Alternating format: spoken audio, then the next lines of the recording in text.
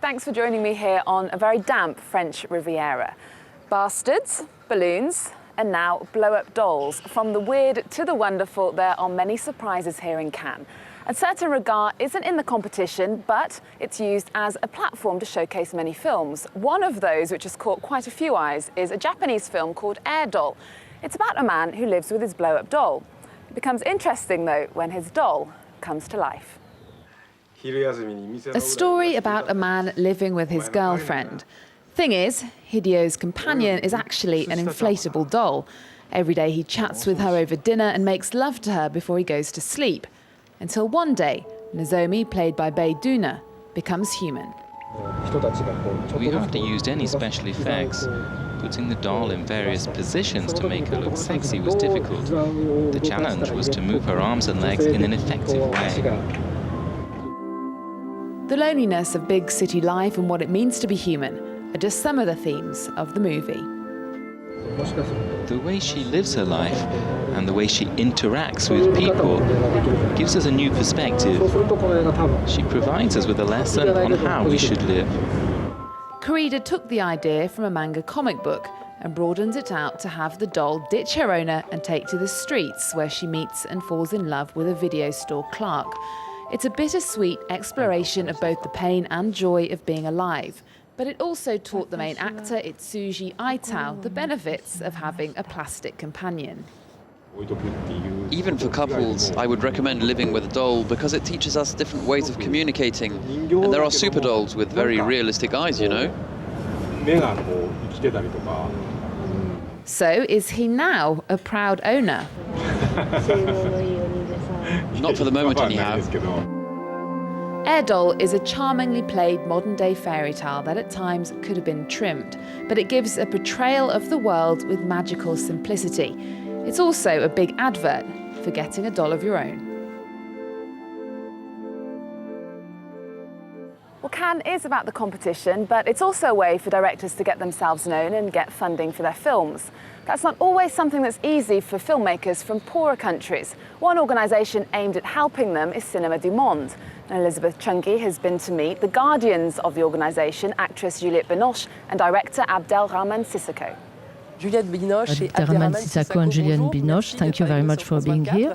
Juliette Binoche, what gave you that idea of supporting emerging cinemas and world cinemas?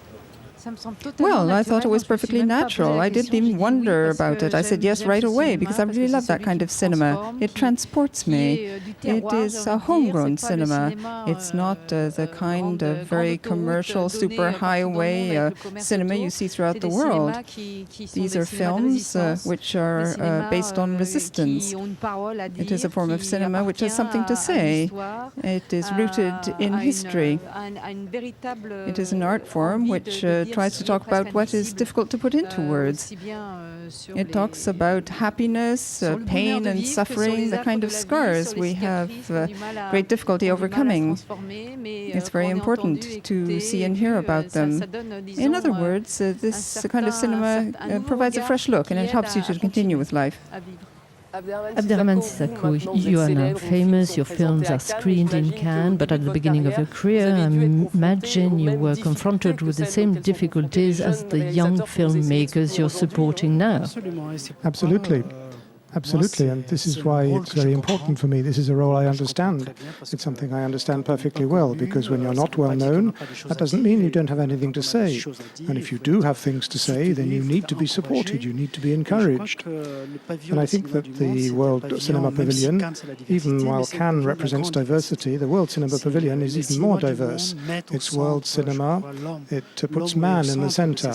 Man is in the center of this type of filmmaking.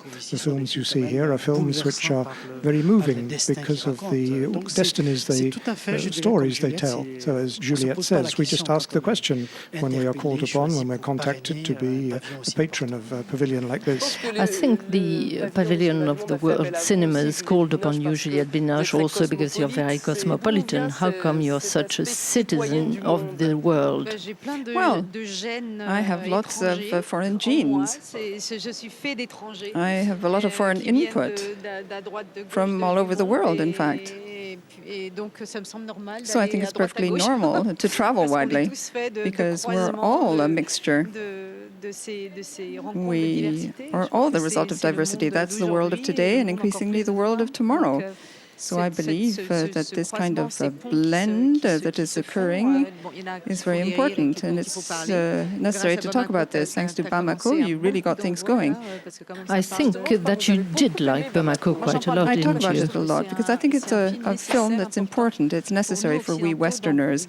We need to watch it and to watch it time and again to talk about it. It's important to realize that in Africa, people know what's happening. They're not naive, they're not gullible, even if... It was the story of a court case within financial international institutions. The World Bank and the IMF. Yes, indeed, it's a kind of hidden colonization.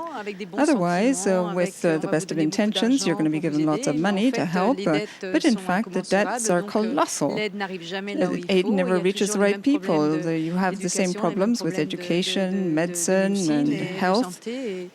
And at a given point in time, we Westerners really want things to stop, to come to an end. We want things truly to be done. And we want the money sent there to really stay there and not come back.